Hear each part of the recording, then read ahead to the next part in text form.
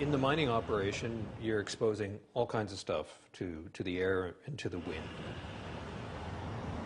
You dig the bitumen out of the ground, you've got to take out all of the coke in it, you've got to add a whole bunch of hydrogen, and that's a very energy-intensive process, so you've got lots of air pollution coming from that. A third of the country's nitrogen oxides and sulfur dioxides are all coming from oil and gas facilities in Alberta, and the majority of all that is coming from the Fort McMurray area. For every barrel of bitumen, you create a barrel and a half of toxic waste that goes into a tailings pond. Those tailings ponds are all made of unlined sand, and the majority of them are leaking.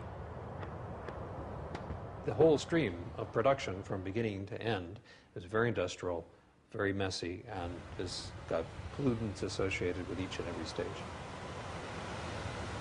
We have some very large industrial projects here that, to the uninformed eye, appear to be out of control.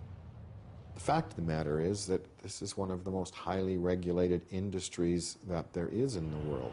This is anything but the Wild West. Confused? You'll just have to trust the minister. He controls a program to monitor water pollution in the tar sands, but the results are confidential. It's paid for by the oil companies, and they own the data. All the public hears is that year after year, water quality in the Athabasca River is unchanged. It's just not a problem.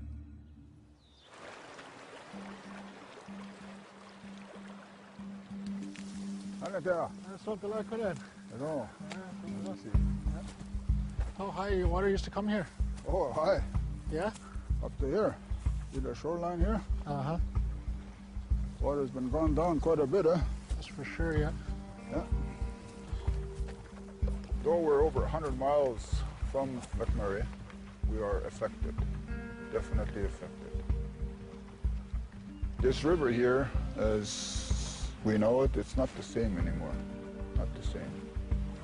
When I travel on the river, I got to bring fresh drinking water. You just about nearly have to have a UN envoy, somebody from the UN monitoring what's happening, like they're monitoring Afghanistan. Who is monitoring this river here? It's our survival. It's the survival of our people. If we kill the river, then where are we going to turn to?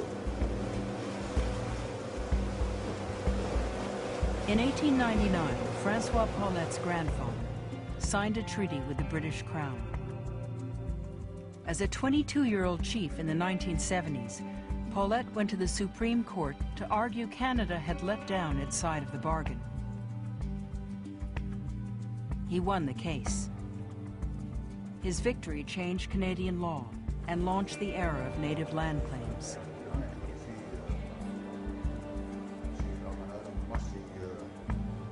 Francois brings Alan Adam to a meeting of the Dene Nation, whose chiefs come from settlements stretching to the Arctic Ocean.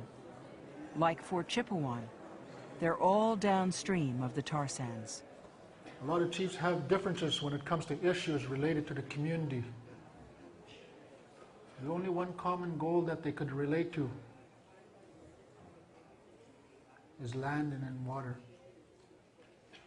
The land that ties the people together, and the water that makes you survive off the land. 40 years development has been going on in the region, and we're feeling the impacts here today. Another 40 years of development in the region, you're going to feel the impacts of it tomorrow.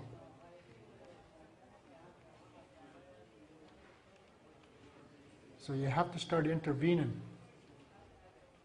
Start raising your voices.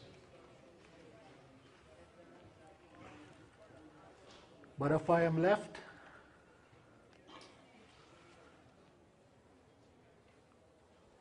to fight this battle alone,